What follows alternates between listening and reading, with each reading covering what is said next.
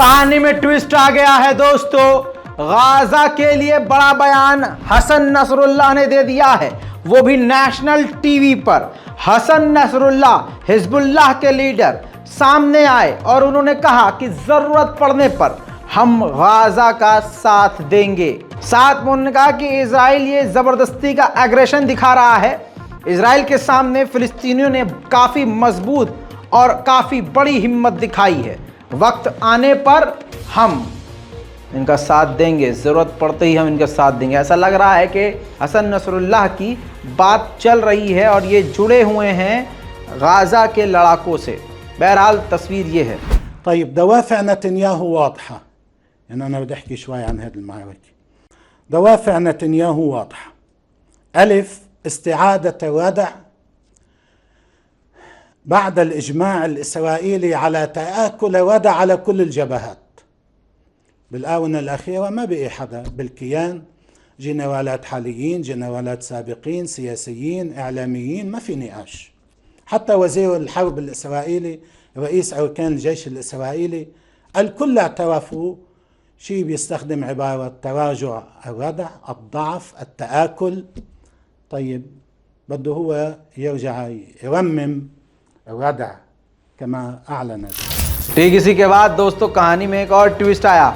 Iran के foreign minister ने बात करी है हमास के लीडर और इस्लामिक जिहाद के लीडर से। जी हाँ, अब ईरान और हिजबुल्लाह एक साथ कनेक्टेड हैं। हमास, अल कस्साम ब्रिगेड और तमाम ऐसे गाजा के लड़ाकों ग्रुप से जो इस वक्त इजराइल के एग्रेशन का सामना कर रहे हैं।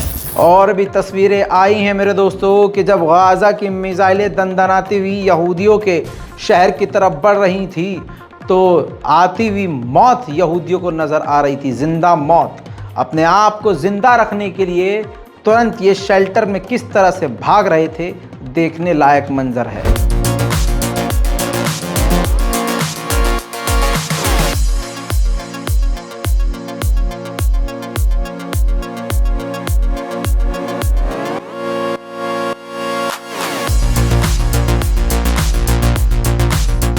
इजराइल के इन 3 दिन के हमले के बाद 33 फिलिस्तीनियों की मौत हो गई है, जिसमें 6 बच्चे और 3 महिलाएं शामिल हैं। रात होने के बाद गाजा के अल जैतून और अल बला के इलाके पर इजराइल ने देर रात एयर स्ट्राइक किए हैं। गाजा स्ट्रिप अंधेरे में डूबने वाला है मेरे दोस्तों, क्योंकि गाजा के पास, पूरे गाजा के पास एक ही पावर प्लांट है और उस पावर प्लांट की सप्लाई पूरी तरह से बंद है और कुछ ही घंटों में पूरे गाजा की लाइट गुल हो जाएगी। आम लोगों के घरों पर इजराइल हमला कर रहा है आतंकवादी बताकर।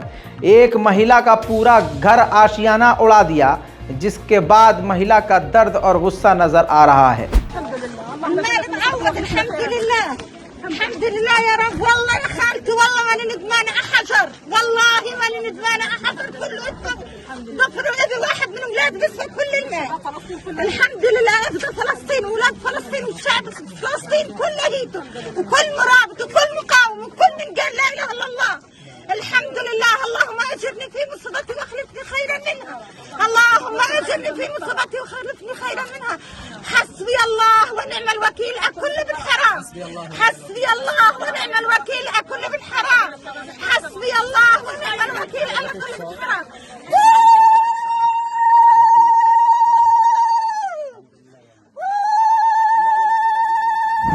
दोस्तों इसके अलावा ये तस्वीर दिखाना चाहूँगा, चंद तस्वीरें हैं।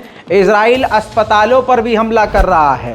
गाजा में मौजूद एक अस्पताल के परिसर का ये हाल देखिए, जो कि अल अक्सा शहीद हॉस्पिटल के नाम से ये हॉस्पिटल है, जो पूरी तरह से डैमेज हो गया है। उधर अल जजीरा से इस्लामिक जिहाद ने कहा है कि जब तक हमारे लड़ाकुओं को, हमारे कमांडर्स को इजराइल निशाना बनाएगा, हम पलटवार करते रहेंगे। वहीं बहुत सारे लोगों ने कमेंट किया कि रज़ा भाई, गाजा के पास डिफेंस सिस्टम नहीं है, गाजा के पास बेहतरीन और घातक मिसाइलें नहीं हैं। मेरी जान, गाजा बहुत गरीब है, घेर रखा है फिलिस्तीन को।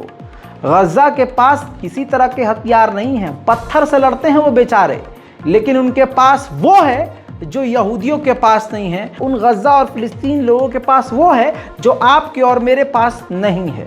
वो है जज्बा, हिम्मत, हौसला।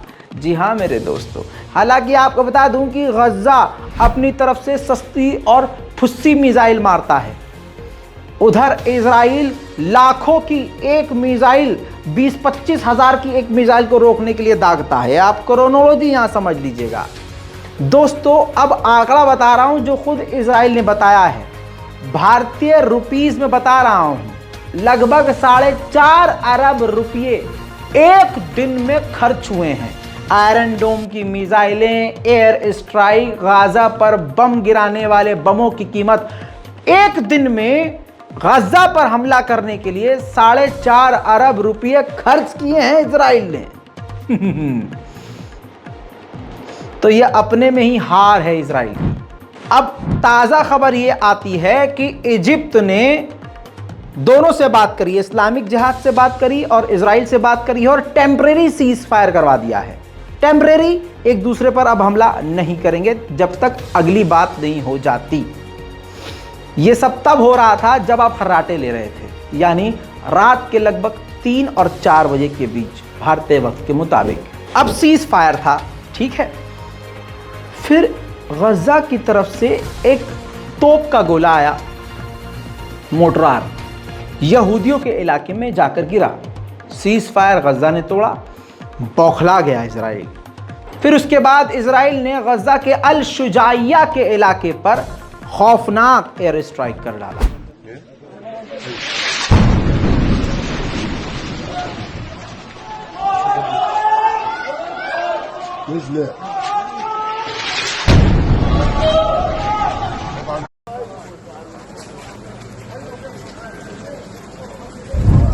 ये खेल चल रहा है, ये खतरनाक जंग चल रही है, कहां जाके रुकेगी नहीं मालूम।